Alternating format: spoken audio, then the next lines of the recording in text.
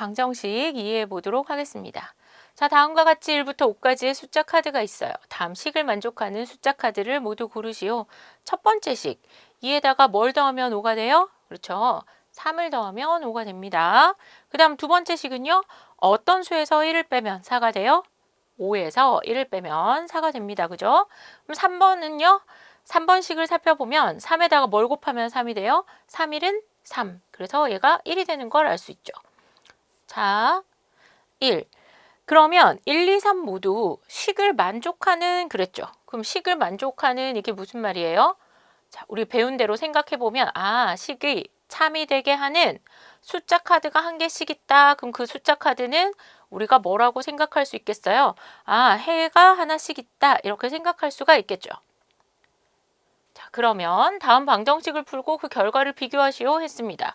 그럼 앞전에 초등학교 문제에서는 어떻게 했냐면 3 곱하기 네모가 3일 때 이 모르는 수, 미지수 네모를 찾아왔죠. 그래서 네모가 1이라는 걸 알아온 거예요. 중등에서는 이 네모 대신에 모르는 수를 x 혹은 y 또는 a 등등의 문자를 사용합니다. 그래서 3에다가 x를 곱하면 3이 돼야 돼요. 그럼 이 x는 뭐가 될까요? 1이 되겠습니다. 그죠? 자, 그 다음에 2번은요. x 더하기 식을 정리해 줄게요. 2x-8은 1이에요. 동류한 길이는 우리가 계산하는 거 배웠죠? 그래서 3x 빼기 8이 1인 거예요. 그러면 이걸 거꾸로 계산하면 3x에서 8을 빼야 1이 되는 거잖아요. 그러면 3x는 얼마가 되면 될까요? 그죠? 9가 되면 됩니다. 그러면 x는 뭐예요? 3에다 뭘 곱하면 9가 될까요? 그치, x는 3. 이렇게 참이 되는 참이 되는 식이 참이 되는 값들을 하나씩 알 수 있겠죠. 그래서 이렇게 해가 하나로 정해지는 경우 식 1번과 2번이 되겠습니다.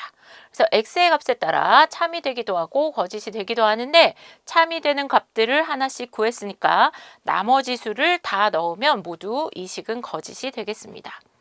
자, 그래서 특정한 하나의 해를 우리가 구할 수가 있죠. 이게 방정식을 푸는 방법입니다. 자, 그럼 3번식을 한번 볼까요?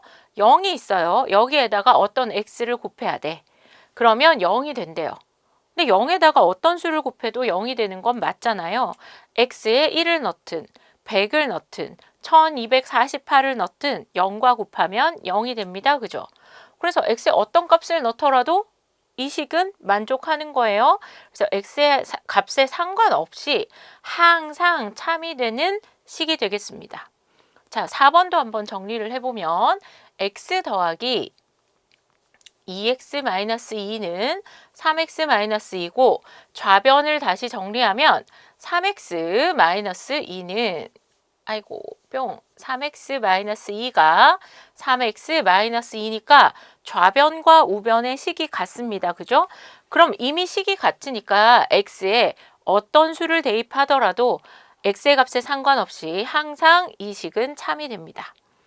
자, 그래서 해가 무수히 많은 경우 3번, 4번식이 되겠습니다. 자, 그럼 5번식을 한번 살펴볼까요? 0에다가 어떤 수를 곱해서 1을 만들어 보세요. 여러분 그럴 수 있어요? 그렇게 만들어지는 x는 아예 없죠? 없다. 자, 0에다가 어떤 수를 곱해서 1을 만들 수 있는 x 찾아와 보세요. 없죠? 자, 그 다음 6번도 한번 살펴볼게요. x 더하기 2x-2는 3x 더하기 4예요. 그럼 좌변 정리해보면 3x-2는 3x 플러스 4죠. 그럼 좌변과 우변을 살펴볼 때요. 이미 3x가 똑같아. 그러면 마이너스 2와 플러스 4가 같아야 이게 등식이 성립하는 거예요. 같다가 되는 거예요. 그런데 마이너스 2와 4가 같아요? 다르잖아. 그래서 이건 참이 될 수가 없어요. 그래서 x의 값에 상관없이 항상 거짓인 식이 해가 없는 경우가 되겠습니다. 자, 그러면 5번식과 6번식이 되겠죠. 자, 다시 정리를 한번 해볼게요. 특정한 해를 구할 수 있는 등식, 즉 등식을 만족하는 이 x의 값에 따라 참이 되기도 하고 거짓이 되기도 하는 등식을 우리는 방정식 이렇게 얘기하고요. 이렇게 참이 되게 하는 그 x, 특정한 x의 값을 우리는 해 혹은 근이라고 얘기한다고 했어요. 자, 그 다음 해를 하나로 특정할 수 없는 등식은 두 가지 경우가 있는데요. x의 값에 어떤 값을 대입해도 성립해요. 그럼 x의 값에 상관없이 항상 참이 되는데 이때는 x의 값에 어떤 값을 대입해도 성립한다. 그러면 해가 무수히 많다. 이렇게 생각할 수 있겠죠. 그럼 이 값이 너무 많은 거야. 너무 많아서 특별하게 어떤 값을 정할 수가 없어. 그래서 정할 수 없다. 그래서 항등식을 부정 이렇게 얘기합니다. 정할 수 없어. 근데 너무 많아서 하나로 딱 정할 수 없는 거예요. 자, 그럼 이쪽은 어떠냐?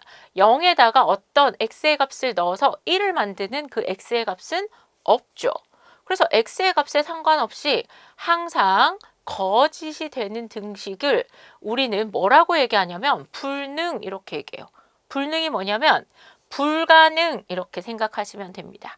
그러니까 답이 없는데 이 x를 어떻게 찾아와요? 없는 걸 찾아올 수는 없으니까 얘를 찾는 건 불가능하다 이렇게 생각해 주시면 됩니다. 이 얘기는 이제부터 계속 사용할 거기 때문에 여러분들이 좀 기억을 해 주셔야 돼요. 자, 그래서 식을 지금 형태를 살펴보면 AX는 B의 형태죠. 3X는 3, 0 곱하기 X는 0, 0 곱하기 X는 1이니까 이런 형태가 됐을 때 A가 0이 아니다. 그러면 얘는 X는 A로 나눠서 A분의 B의 형태로 만들 수 있고 그럼 X의 값이 하나로 딱 정해지죠. 그래서 A가 0이 아닌 경우에는 우리 해를 구할 수 있어서 참과 거짓을 나눌 수 있으니 구분할 수 있으니 그런 식은 방정식. 그 다음에 여기 앞에도 0, A도 0이고 B도 0이라서 0 곱하기 X가 0 이런 형태로 나타내는 경우는 X가 무수히 많으니까 이때는 X를 정할 수 없는 항등식 이렇게 얘기하고요. 그 다음에 0 곱하기 X가 0 곱하기 곱하기 X가 어떤 0이 아닌 B라는 수가 나온다고 칩시다. 그러면 여기에 곱해서 B를 만들 수 있는 X는 아예 없으니까 이럴 때는 우리 불능 이렇게 이야기할 수 있습니다. 해가 무수히 많이 존재할 때 우리는 부정, 해를 갖지 않을 때 불능 이렇게 이야기합니다.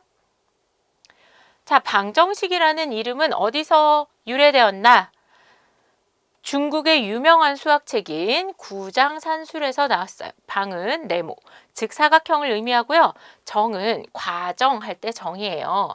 그래서 방정식의 한 종류인 연립 1차 방정식을 풀 때 미지수 앞에 있는 숫자인 개수 있잖아요. 그걸 네모를 놓고 나열한 다음에 네모의 값들이 같도록 조작해서 두 식을 더하거나 빼는 방법으로 답을 구했었거든요.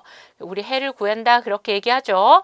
그래서 개수에 해당하는 네모를 조작해 가면서 미지수의 값을 구하는 방법이라서 방정식이라는 용어가 나온 것입니다.